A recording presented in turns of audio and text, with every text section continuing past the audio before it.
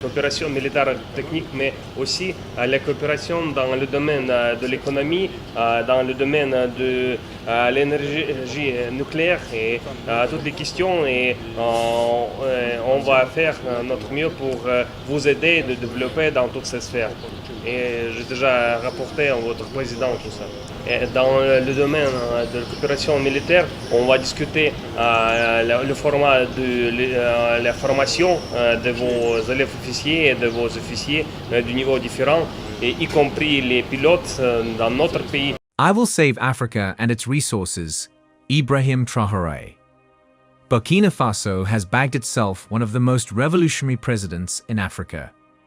The youngest president, not only in Burkina Faso, but also in the world at large, Ibrahim Traore, born on March 14, 1988 in Kira, in the Bondoki, Muhan province in Burkina Faso, has shown to be a reincarnation of Thomas Sankara, Burkina Faso's president who served from the year 1983 through a coup to his assassination in 1987.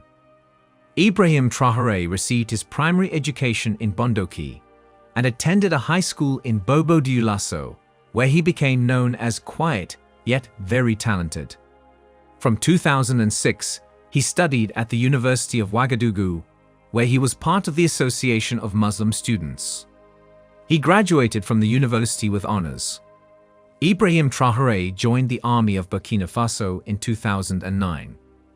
He was sent to Morocco for anti-aircraft training before being transferred to an infantry unit in Kaya, a town in Burkina Faso's north. He was promoted to lieutenant in 2014. Traore joined a United Nations peacekeeping force called MINUSMA involved in the Mali War. In 2018, he was known as one of the MINUSMA soldiers who showed courage during major rebel attacks in the Tombouctou region. He subsequently returned to Burkina Faso, where he assisted in operations against the escalating jihadist insurgency. Ibrahim Traore fought in the Otapuanyu offensive of 2019 and several other counter-insurgency operations in the country's north. In the year 2020, he was promoted to captain. In January 2022, Traore was part of the coup that ousted the then-president, Paul-Henri Sandaogo Damiba. Come October 6, he assumed the position of interim president as head of state, supreme head of the armed forces. Many supporters of the January coup became dissatisfied with the performance of Paul-Henri Sandaogo Damiba, the junta's leader, regarding his inability to contain the jihadist insurgency. Traore later claimed that he and other officers had tried to get Damiba to refocus on the rebellion, but eventually opted to overthrow him as his ambitions were devoting away from what we set out to do. The dissatisfaction about the situation was highest among younger officers who fought against the rebels at the front lines. In addition, there were delays in pay for the Cobra troops. When the plotters launched their coup on 30 September, Traore still held the rank of captain. The current rise of military leadership occurs amid a renewed scramble for Africa, where former colonial powers like France and Great Britain and new global players like China, Turkey, India, and Brazil are vying for influence.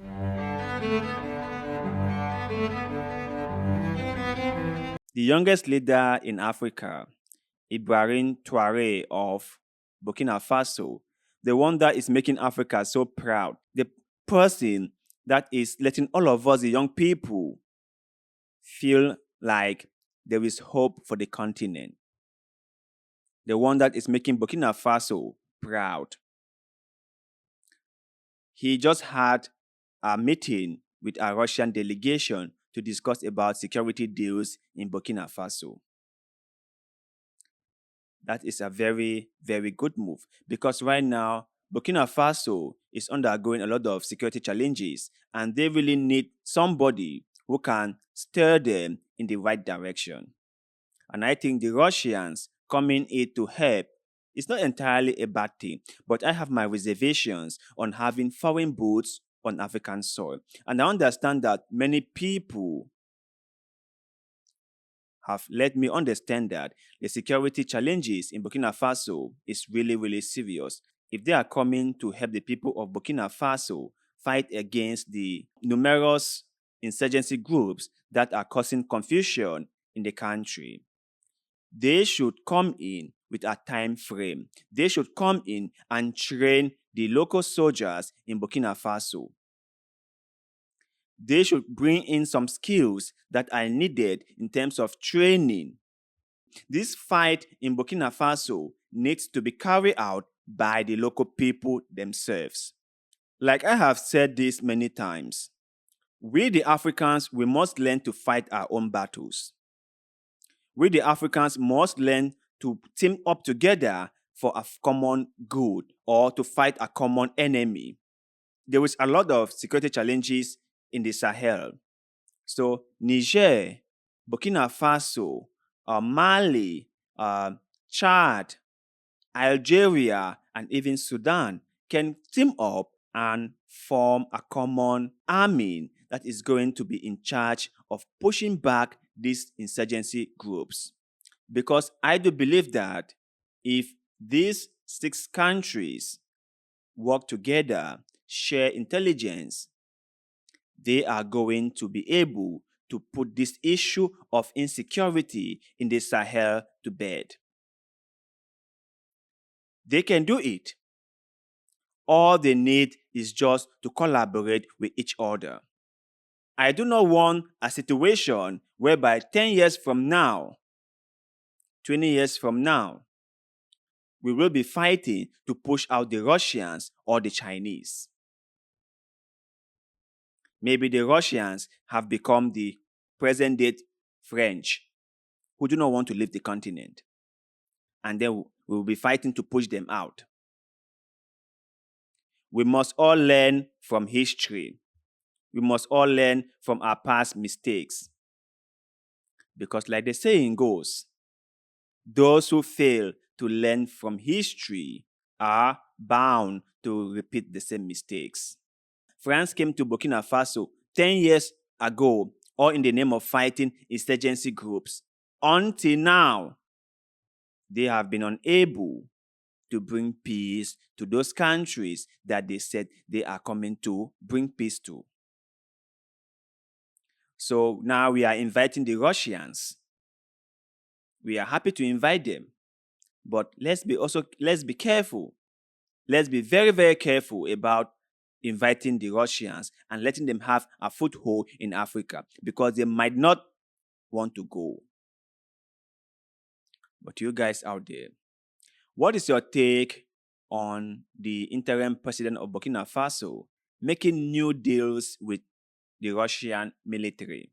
Do you think that it is a good strategy for the country?